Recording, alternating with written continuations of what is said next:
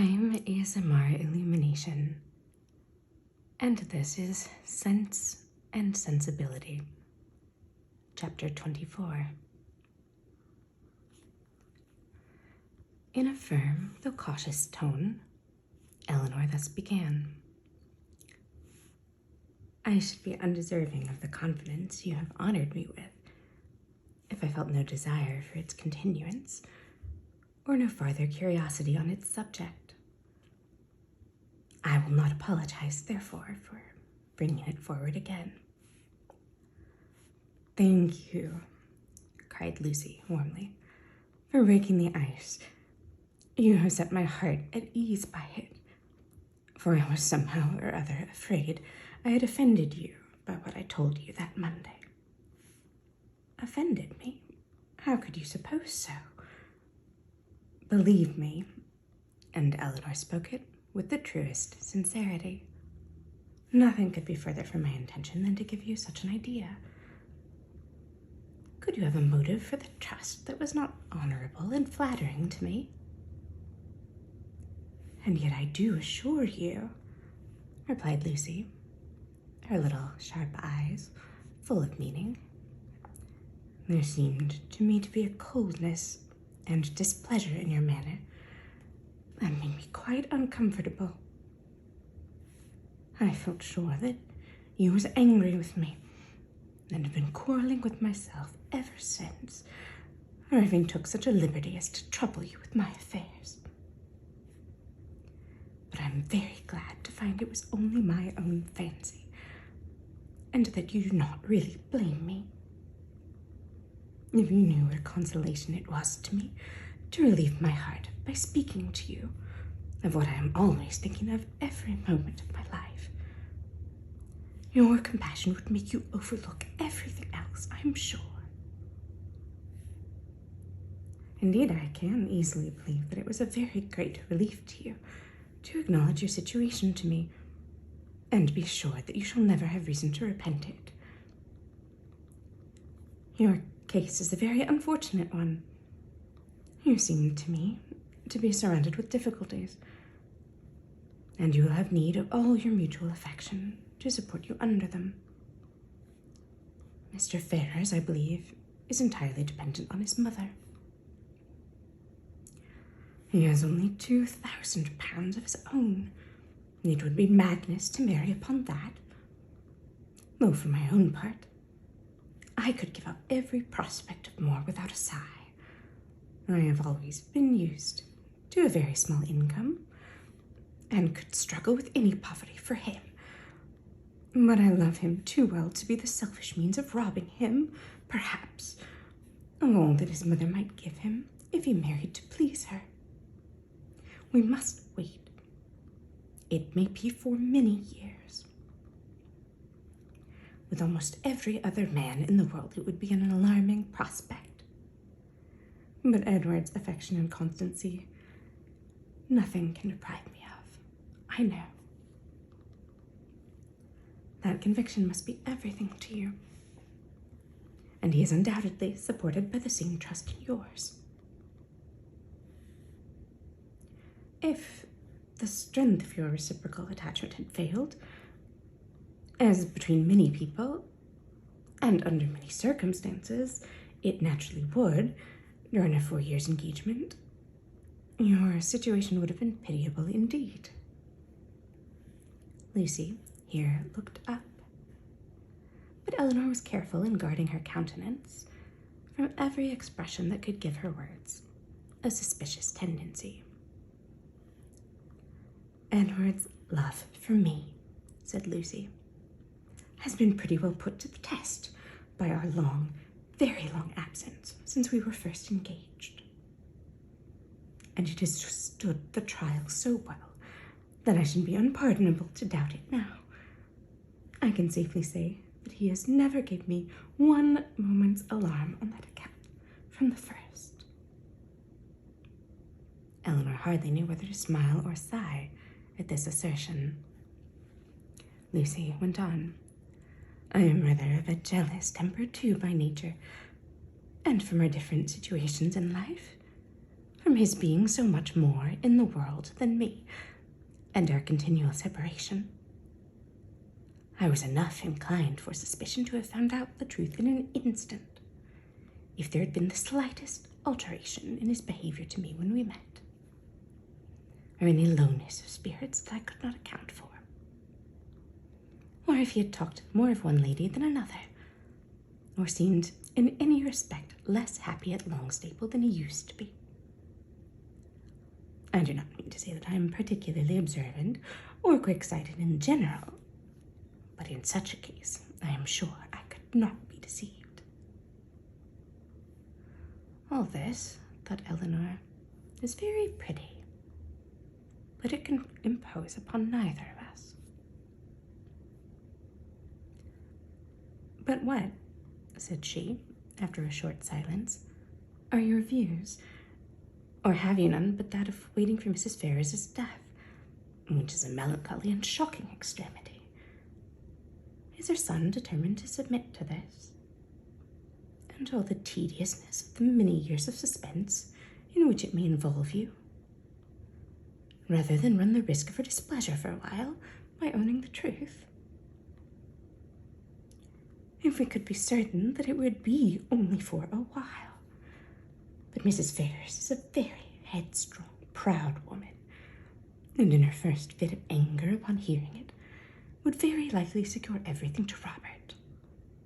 And the idea of that, for Edward's sake, frightens away all my inclination for hasty measures. And for your own sake, too, or you are carrying her disinterestedness beyond reason. Lucy looked at Elinor again, and was silent. Do you know Mr. Robert Ferrars? Asked Elinor. Not at all. I never saw him, but I fancy he is very unlike his brother. Silly, and a great coxcomb. A great coxcomb? Repeated Miss Steele, whose ear had caught those words by a sudden pause in Marianne's music. Oh, they're talking of their favourite beau, I dare say. No, sister, cried Lucy. You are mistaken there. Our favourite beaux are not great coxcombs. I can answer for it that Miss Dashwood's is not, said Mrs. Jennings, laughing heartily, for he is one of the modestest, prettiest behaved young men I ever saw. But as for Lucy, she is such a sly little creature there is no finding out who she likes. Oh, cried Miss Steele, looking significantly round at them, I dare say Lucy's beau is quite as modest and as pretty as Miss Dashwood's. Elinor blushed, in spite of herself. Lucy bit her lip and looked angrily at her sister. A mutual silence took place for some time. Lucy first put an end to it by saying in a lower tone, though Marianne was then giving them the powerful protection of a very magnificent concerto.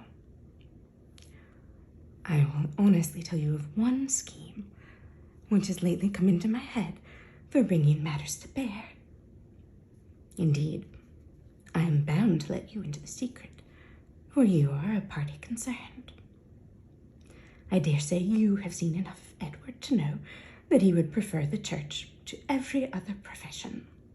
Now, my plan is that he should take orders as soon as he can. And then, through your interest, which I am sure you would be kind enough to use out of friendship for him, and I hope, out of some regard to me, your brother might be persuaded to give him Norland living, which I understand is a very good one, and the present incumbent not likely to live a great while. That would be enough for us to marry upon, and we might trust to time and chance for the rest. I should be always happy, replied Elinor, to show any mark of my esteem and friendship for Mr. Ferrars. But do not you perceive that my interest on such an occasion would be perfectly unnecessary? He is brother to Mrs. John Dashwood. That must be recommendation enough to her husband. but Mrs. John Dashwood would not much approve of Edward's going into orders. Then I rather suspect that my interest would do very little. They were again silent for many minutes. At length Lucy exclaimed, with a deep sigh, "I believe it would be the wisest way to put an end to the business at once, by dissolving the engagement. We seem so beset with difficulties on every side that, though it would make us miserable for a time, we should be happier, perhaps, in the end. But you will not give me your advice, Miss Dashwood?" "No," answered Elinor with a smile, which concealed very agitated feelings. "On such a subject I certainly will not. You know very well that my opinion would have no weight with you unless it were on the side of your wishes." "Indeed, you wrong me," replied Lucy, with great solemnity. "I know nobody of whose judgment I think so highly as I do of yours. And I do really believe that if you was to say to me, 'I advise you by all means to put an end to your engagement with Edward Ferrars,' it will be more for the happiness of both of you. I should resolve upon doing it immediately." Elinor blushed for the insincerity of Edward's future wife, and replied, "This compliment would effectually frighten me from giving any opinion on the subject, had I formed one. It raises my influence much too high. The power of dividing two people so tenderly attached is too much for an indifferent person." "'Tis because you are an indifferent person," said Lucy with some pique, and laying a particular stress on those words, "that your judgment might justly have such weight with me. If you could be supposed to be biased in any respect by your own feelings, your opinion would not be worth having."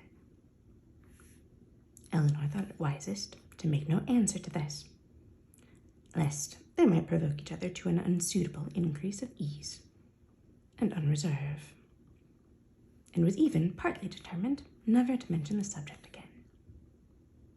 Another pause, therefore, of many minutes' duration succeeded this speech, and Lucy was still the first to end it. "Shall you be in town this winter, Miss Dashwood?" said she, with all her customary complacency. "Certainly not." "I am sorry for that," returned the other, while her eyes brightened at the information. "It would have gave me such pleasure to meet you there.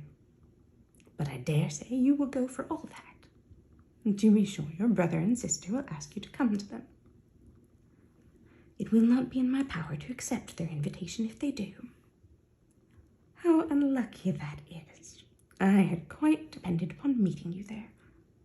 Anne and me are to go the latter end of January to some relations who have been wanting us to visit them these several years. But I'll only go for the sake of seeing Edward. He will be there in February. Otherwise, London would have no charms for me. I had not spirits for it." Elinor was soon called to the card table by the conclusion of the first rubber, and the confidential discourse of the two ladies was therefore at an end, to which both of them submitted without any reluctance. For nothing had been said on either side to make them dislike each other less than they had done before, and Elinor sat down to the card table with the melancholy persuasion that Edward was not only without affection for the person who was to be his wife, but that he had not even the chance of being tolerably happy in marriage, which sincere affection on her side would have given. For self-interest alone could induce a woman to keep a man to an engagement of which she seemed so thoroughly aware that he was weary. From this time the subject was never revived by Elinor, and when entered on by Lucy, who seldom missed an opportunity of introducing it, and was particularly careful to inform her confidant of her happiness whenever she received a letter from Edward. It was treated by the former with calmness and caution, and dismissed as soon as civility would allow, for she felt such conversations to be indulgence which Lucy did not deserve, and which were dangerous to herself. The visit of the Miss Steeles at Barton Park was lengthened far beyond what the first invitation implied. Their favour increased. They could not be spared. Sir John would not hear of their going, and in spite of their numerous and long-arranged engagements in Exeter, in spite of the absolute necessity of their returning to fulfill them immediately, which was in full force at the end of every week, they were prevailed on to stay nearly 2 months at the park, and to assist in the due celebration of that festival, which requires a more than ordinary share of private balls and large dinners to proclaim its importance.